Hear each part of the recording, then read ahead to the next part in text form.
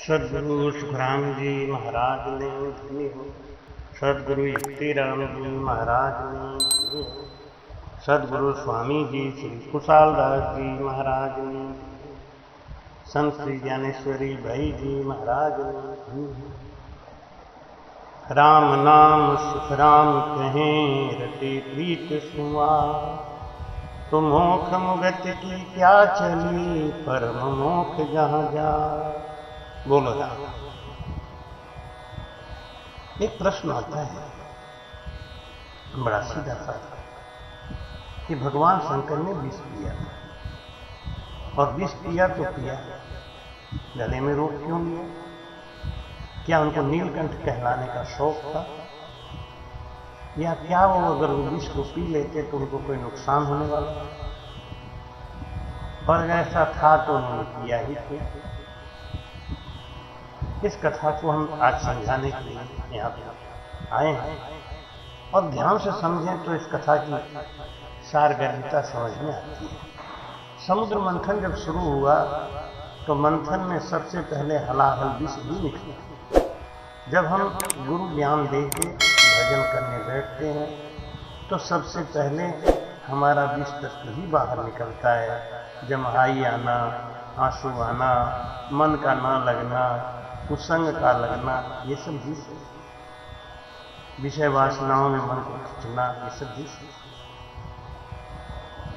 तो जब भी कोई चीज का मथन होता है तो पहले उसकी गंदगी ऊपर को उठती है। गन्ने का रस जब खोलाया जाता है तो उसकी गंदगी रस को छोड़ के ऊपर को उठती है और उसको छांटते छांटते ही निर्मल किया जाता है।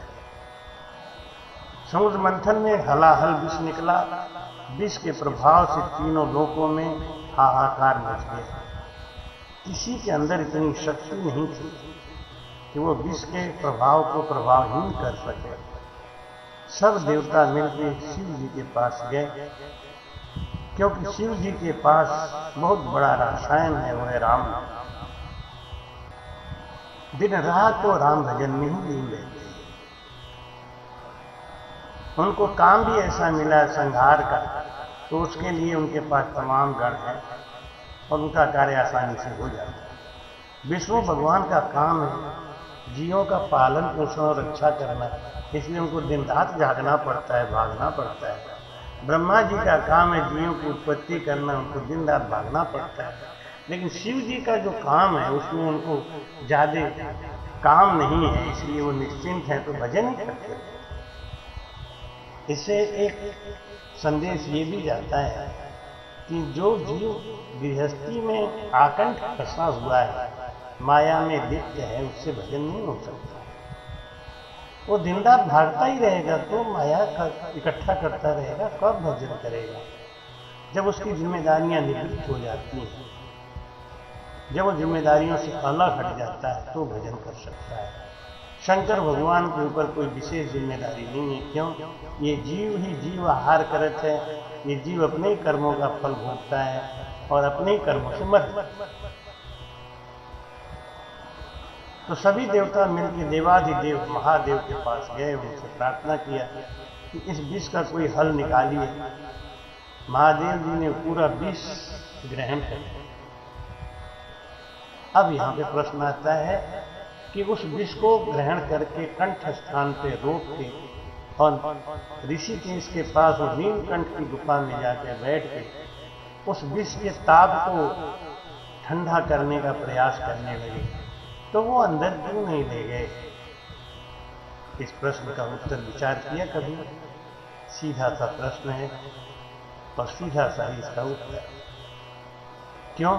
क्योंकि भगवान कृष्ण गीता में कहते हैं कि अहम वैश्वानरो भूत्वा प्राणी नाम देहमासीत् प्राणापान समायुक्त पचाम्यन्नं चतुर्विधम्। मैं प्राणियों के अंदर वास करता हूँ और जब सांसों का मथन होता है तो मैं प्रकट होता हूँ। 4 प्रकार का जो अन्न प्राणी ग्रहण करता है उसको मैं पचाता हूँ, उसका रस बनाता हूँ। भगवान शिव को याद आ गया कि हमारे प्रभु तो अंदर ही बैठे हुए हैं, मैं उनका अंदर में ही ध्यान करता हूँ, मैं उनका अंदर में ही हर समय सुमिरन करता हूँ, उनके साथ रहता हूँ। तो ये विष जब अंदर जाएगा तो हमारे प्रभु को दुख देगा, हमारे प्रभु को जलन होगी, हमारे प्रभु को कुछ तो कष्ट होगा ना। इसलिए हम अपने प्रभु को कष्ट नहीं देना चाहिए। भगवान शिव ने विष को गले में रोककर इस पूरे मानव समाज को एक संदेश दिया कि गले के अंदर, मुख के अंदर कोई गलत चीज ना ले जाए, जिससे कि हमारे परमात्मा हमारे पर रुष्ट हो जाए। आज हम इम्यूनिटी की पावर, शक्ति की बात करते हैं। सत्य तो ये है, हमारा आहार और विहार ही गलत हो गया। इम्यूनिटी क्या करेगी जब आहार विहार में ही शक्ति नहीं? हम ये ध्यान रखते ही नहीं कि जो चीज हम अंदर ले जाते हैं वो प्रभु को पचाना पड़ेगा। तो हम कैसे प्रभु को दुख देंगे? और जब हम प्रभु को दुख देंगे तो प्रभु हमें कैसे सुख देंगे?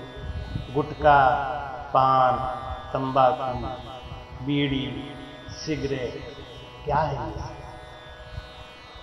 क्यों लेते हैं? ये विष है। इसको हम ग्रहण करते समय एक बार भी प्रभु की तरफ सोचते हैं क्या? जब हम प्रभु के लिए सोचते ही नहीं तो प्रभु हमारे लिए क्यों सोचेंगे? जरा विचार करने बात।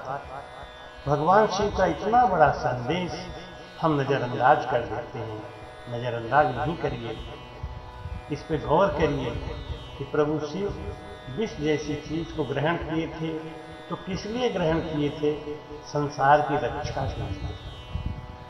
रक्षा का काम विष्णु भगवान का, शिव जी का नहीं।